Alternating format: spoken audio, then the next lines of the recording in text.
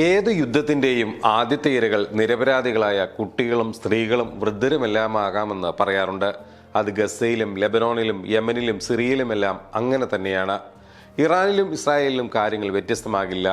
Israel Iran സംഘർഷം മൂർച്ഛിക്കുമ്പോഴും ലക്ഷക്കണക്കിന് വരുന്ന സിവിലിയൻ ജനതയാണ് തീരാ ദുരിതം പേറുന്നത്.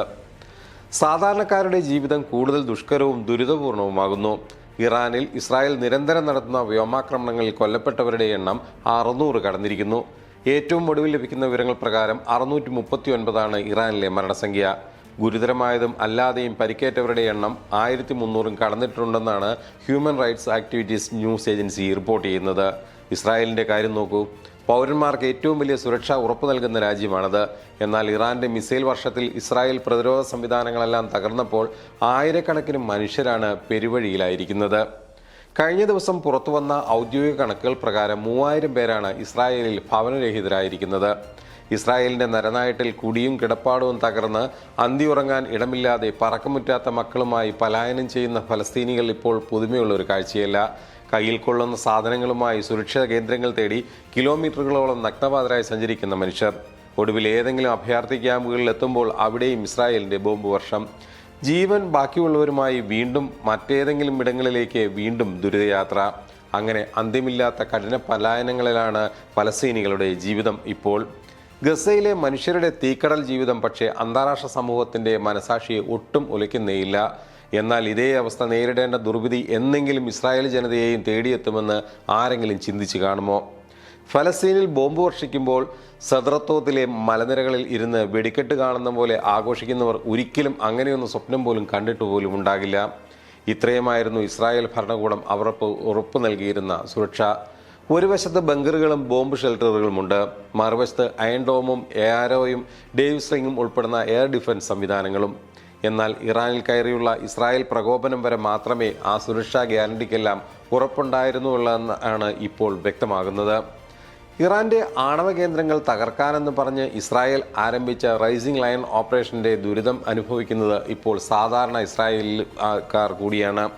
ഇറാനിലെ ഇസ്രായേൽ മിസൈൽ വർഷത്തിന് പ്രതികാരമായി ഇറാൻ അയക്കുന്ന മിസൈലുകളിൽ പലതും വ്യോമ പ്രതിരോധ സംവിധാനങ്ങളെല്ലാം ഭേദിച്ച് വലിയ നാശമാണ് ഇസ്രായേലിൽ വിതയ്ക്കുന്നത്. തെല്ലവീവിലും ഹൈഫയിലും ജെറുസലേമിലുമെല്ലാം വൻ നാശനഷ്ടങ്ങളാണ് റിപ്പോർട്ട് ചെയ്യുന്നത്. ആക്രമണത്തെ തുടർന്ന് 2000-ഓളം ഇസ്രായേലികൾ ഭവനരഹിതരായിട്ടുണ്ടെന്നാണ് ചൊവ്വാഴ്ച ടൈംസ് ഓഫ് ഇസ്രായേൽ തന്നെ റിപ്പോർട്ട് ചെയ്തത്. സെൻട്രൽ ഇസ്രായേലിലും ഹൈഫയിലുമാണ് സാധാരണക്കാരുടെ ജീവിതത്തെ യുദ്ധം ഏറ്റവും കൂടുതൽ ബാധിച്ചത്. തെല്ലവീവിൽ നിന്ന് 10 കിലോമീറ്റർ ദൂരത്തുള്ള പെറ്റാറ്റുക്കയിൽ ഒരൊറ്റ മിസൈൽ ആക്രമണത്തിൽ 400 കുടുംബങ്ങളാണ് പെരുവഴിയിലായത്. അത്രയും കുടുംബങ്ങളിലായി 1300-ഓളം പേരാണ് അന്തിയുറങ്ങാൻ വീടുകളില്ലാതെ കഴിയുന്നത്. തെല്ലവീവിൽ 2 ഇടങ്ങളിലായി നടന്ന ആക്രമണങ്ങളിൽ 300-ലേറെ പേരും ഭവനരഹിതരായിട്ടുണ്ട്. മെഡിറ്ററേനിയൻ തീരനഗരമായ ബെനെ ബറാക്കിലും 100 കണക്കിന് പേർ വഴിയാധാരമായതായി ടൈംസ് ഓഫ് ഇസ്രായേൽ റിപ്പോർട്ട് ചെയ്യുന്നു. റമത് ഗാൻ, ബാത്തിയാം, തംറ, റഹ്വോത്ത്, ഹൈഫ എന്നിവിടങ്ങളിൽ നിന്നും നിരവധി കുടുംബങ്ങളെ ഒഴിപ്പിച്ചതായി റിപ്പോർട്ടിൽ പറയുന്നു. ബുധനാഴ്ച ഇസ്രായേൽ നാഷണൽ ന്യൂസ് റിപ്പോർട്ട് ചെയ്ത പ്രകാരം 3000-ഓളം പേരാണ് ഭവനരഹിതരായത്. 24 കെട്ടിടങ്ങൾ സമ്പൂർണ്ണമായി തകർന്നിരിക്കുന്നു. നിമിഷങ്ങൾക്കകമാണ് ചില കെട്ടിടങ്ങൾ തവിടുപൊടിയായത്. പെരുവഴിയിലായ സ്ത്രീകളും കുട്ടികളും ഉൾപ്പെടെ 100 കണക്കിന് പേർ കടുത്ത മാനസിക സംഘർഷത്തിലാണെന്നാണ്. അടിസ്ഥാന ആവശ്യങ്ങൾ പോലും നിവർത്തിക്കാൻ കഴിയാത്ത സ്ഥിതിയിലാണ് പലരുമുള്ളതെന്ന് റിപ്പോർട്ടിൽ പറയുന്നു. ഇതുപോലൊരു ദുരന്തം മുൻപ് കണ്ടിട്ടില്ല എന്നാണ് രക്ഷാപ്രവർത്തകർ പറയുന്നത്. കേവലം കെട്ടിടങ്ങളല്ല, എത്രയോ കുടുംബങ്ങളുടെ ജീവിത സമ്പാദ്യങ്ങളും ഓർമ്മകളും എല്ലാമാണ് പെട്ടെന്നൊരാൾ ചാരമായി മാറിയിരിക്കുന്നത് ഇസ്രായേൽ നാഷണൽ ന്യൂസ് റിപ്പോർട്ടിൽ പറയുന്നു. ഇതിനിടെ വടക്കൻ ഇസ്രായേലിലെ ഹൈഫയ്ക്ക് നേരെ നടന്ന മിസൈൽ ആക്രമണത്തിൽ ഇസ്രായേൽ ആഭ്യന്തരമന്ത്രി മോഷെ അർബാലിന്റെ വീട് ഭാഗികമായി തകർന്നു. വീഡിയോ ദൃശ്യങ്ങൾ ന്യൂയോർക്ക് ടൈംസ് പുറത്തുവിട്ടു.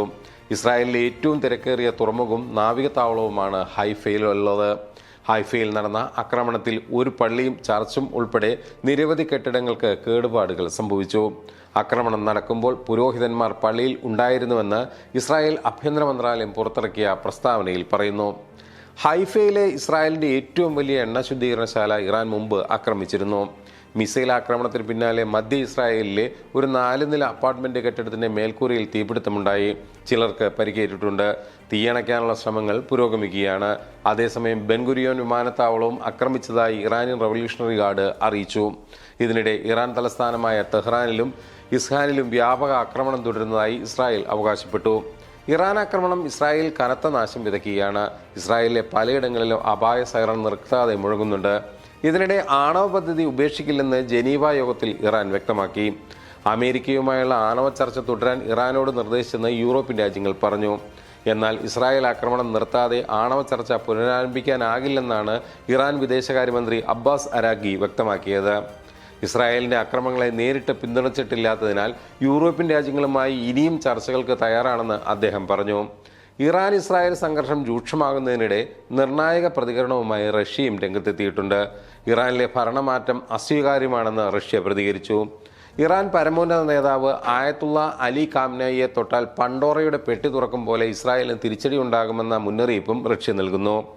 ക്രെംലിൻ വക്താവ് ദിമിത്രി പെസ്കോവ് ഒരു വിദേശ മാധ്യമ സംഘടനയ്ക്ക് നൽകിയ അഭിമുഖത്തിലാണ് ഇക്കാര്യം വ്യക്തമാക്കിയത്. ആയത്തുള്ള അലി ഖാംനയെ വധിക്കുമെന്ന് ഇസ്രായേൽ വ്യക്തമാക്കുകയും ഇറാനെതിരായ ഇസ്രായേലിന്റെ സൈനിക നടപടിയിൽ അമേരിക്ക പങ്കുചേരുമോ എന്ന് 2 ആഴ്ചയ്ക്കുള്ളിൽ തീരുമാനിക്കുമെന്ന് US പ്രസിഡന്റ് ഡൊണാൾഡ് ട്രംപ് പറഞ്ഞതിനും പിന്നാലെയാണ് റഷ്യയുടെ പ്രതികരണം. സ്ഥിതിഗതികൾ അങ്ങേയറ്റം പിരിമുറുക്കമുള്ളതിനാലാണ് അത് മേഖലയിലേക്ക് മാത്രമല്ല ആഗോളതലത്തിൽ തന്നെ അപകടകരവുമാണ്. സംഘർഷം ഇനിയും വിപുലമാക്കരുത്, ദിമിത്രി പെസ്കോവ് പറഞ്ഞു. അതേസമയം ഇസ്രായേൽ ഇറാൻ സംഘർഷത്തിനെക്കുറിച്ച് റഷ്യ ഇതുവരെ നടത്തിയതിൽ വെച്ച് ഏറ്റവും ശക്തമായ അഭിപ്രായങ്ങളായാണ് ക്രെംലിൻ വക്താവിന്റെ പ്രസ്താവനയെ കാണുന്നത്. കഴിഞ്ഞ ദിവസം ഇസ്രായേൽ ഇറാൻ സംഘർഷം രൂക്ഷമാകുന്ന പശ്ചാത്തലത്തിൽ റഷ്യയും ചൈനയും പരസ്പരം സംസാരിച്ചിരുന്നു. ഫോണിലൂടെയാണ് റഷ്യൻ പ്രസിഡന്റ് വ്ളാദിമിർ പുടിനും ചൈനീസ് പ്രസിഡന്റ് ഷീ ജിൻപിങ്ങും സംസാരിച്ചത്. സംഘർഷം ലഘൂകരിക്കേണ്ടത് അത്യാവശ്യമാണെന്ന് ഇരു നേതാക്കളും വ്യക്തമാക്കിയിരുന്നു. UN മാനദണ്ഡങ്ങളും ചട്ടങ്ങളും ലംഘിക്കുന്ന ഇസ്രായേലിന്റെ നടപടികളെ പുടിനും ഷീ ജിൻപിങ്ങും ശക്തമായി അപലപിക്കുകയും ചെയ്തിരുന്നു. അതേസമയം സംഘർഷത്തിൽ നയതന്ത്ര പരിഹാര നീക്കവും ശക്തമാണ്. യൂറോപ്യൻ രാജ്യങ്ങളുമായി ഇറാൻ വിദേശകാര്യമന്ത്രിയുടെ നിർണായക കൂടിക്കാഴ്ച ഇന്ന് ജനീവയിൽ നടക്കും. UK, ഫ്രഞ്ച്, ജർമ്മൻ വിദേശകാര്യമന്ത്രിമാരാണ് ചർച്ചയിൽ പങ്കെടുക്കുക. അതേസമയം ഇസ്രായേലിലെ യഥാർത്ഥ നഷ്ടക്കണക്ക് പുറത്തുവരാൻ നാളുകളെടുക്കും. രാജ്യത്തെ ആകെ മരണസംഖ്യയിൽ ഔദ്യോഗിക സ്ഥിരീകരണം ഇനിയും ഭരണകൂടം പുറത്തുവിട്ടിട്ടില്ല.